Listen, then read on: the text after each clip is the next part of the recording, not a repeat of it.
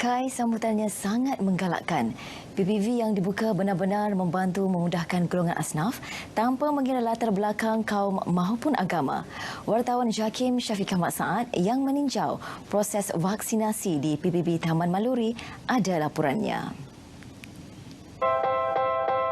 Hampir 8,000 asnaf disasar memperoleh manfaat daripada inisiatif yang dilaksana sejak 4 Ogos lalu.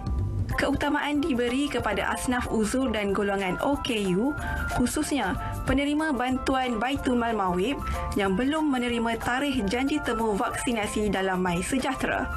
Pemberian vaksin di sini bukan sahaja tertumpu kepada Muslim, namun bukan Muslim juga turut menerima manfaat daripada usaha ini.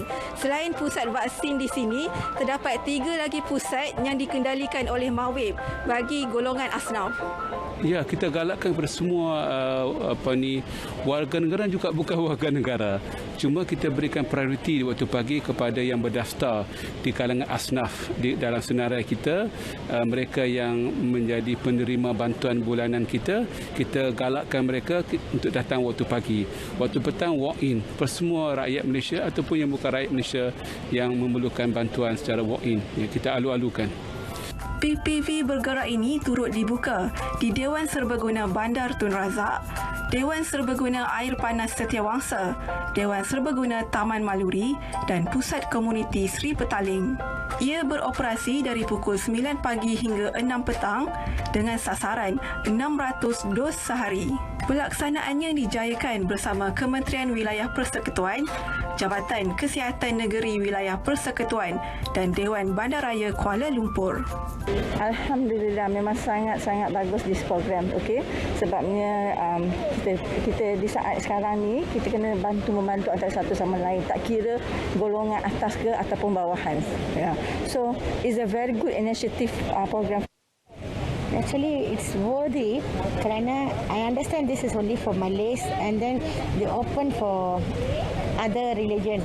But we are also, because MySejahtera kita dah register dalam 1 bulan, 4 bulan dah, belum dapat lagi. So when we got the opportunity like this, I don't want to miss it out lah actually. Kadar vaksinasi perlu dipertingkat. Inisiatif ini diharap dapat mempercepat imuniti kelompok dalam kalangan masyarakat yang uzur dan tua. Kepada anda yang mempunyai ibu bapa atau keluarga yang belum mendapatkan temu janji di aplikasi MySejahtera, mari datang segera ke PPV Bergerak Mawib berhampiran sebelum 21 Ogos ini. Mudah bukan? Syafiq Ahmad Saad, laporan Jakim untuk RTM. Pandemik COVID-19 memberi kesan ketara kepada tahap sosial ekonomi masyarakat hingga menyebabkan ramai penduduk di wilayah persekutuan menjadi asnaf segera. Jumlahnya meningkat 50,000 orang hanya dalam tempoh sebulan antara Mei dan Jun tahun ini. Prihatin dengan situasi tersebut, Mawib menyediakan 30 jenis skim bantuan untuk individu terjejas akibat COVID-19.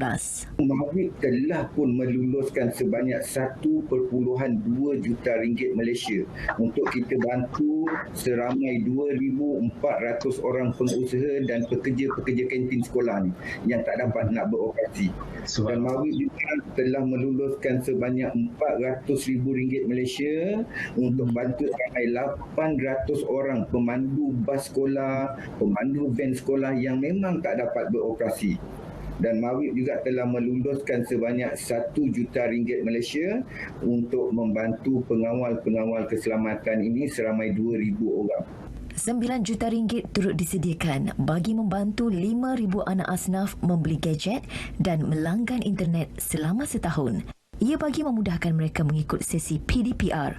Beliau berkata demikian dalam program Bola Bicara bertajuk Asnaf Segera, Apa Zakat Boleh Bantu? Anjuran Mawib.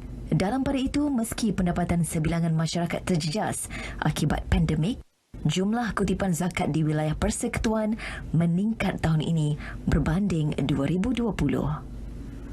Berdasarkan kepada statistik kutipan zakat yang dikutip oleh PPZ Mawib setakat Januari hingga Julai 2021 ni, alhamdulillah kutipan zakat nampaknya semakin lama semakin meningkat, iaitu kita berjaya mengutip sebanyak 437 juta Amirul. Alhamdulillah. Subhanallah. 27 juta berbanding tempoh yang sama pada tahun 2020 sebanyak 404 juta sahaja. Pandemik COVID-19 telah memberikan impak terhadap kesihatan mental rakyat Malaysia. Bagi menghadapi tekanan daripada masalah yang menimpa, umat Islam disaran menghayati makna sebenar konsep maqasid syariah. Allah sebenarnya telah menyediakan solusi kepada kita untuk menghadapi ujian yang telah diberikan olehnya. Dan apabila kita bercakap dalam aspek Islam dan kesihatan mental sebenarnya, kita tidak akan dapat lari dari membicarakan mengenai apa yang terkandung di dalam maqasid syariah. Kerana asas kepada maqasid syariah ini adalah mengutamakan kemaslahatan dalam kehidupan serta menjauhkan dan menghindarkan segala keburukan dan kemudaratan dari membelenggu kehidupan manusia. Setiap individu yang berdepan masalah perlu segera mencari langkah pencegahan termasuk menjalani rawatan. Ia bagi memastikan kesihatan mental tidak terjejas. Kesihatan mental adalah satu keadaan yang sejahtera di mana seseorang individu menyedari tentang keupayaan diri, dapat mengendalikan tekanan dengan baik, dapat bekerja secara produktif dan mampu memberikan sumbangan kepada orang lain, dan yang paling penting yang kita ingin lihat adalah terhadap kefungsian diri mereka sendiri. Bahan itu tadi mengakhiri lintas langsung dari Kompleks Islam Putrajaya untuk hari ini. Kembali bersama Kai di Angkasa Puri. Assalamualaikum.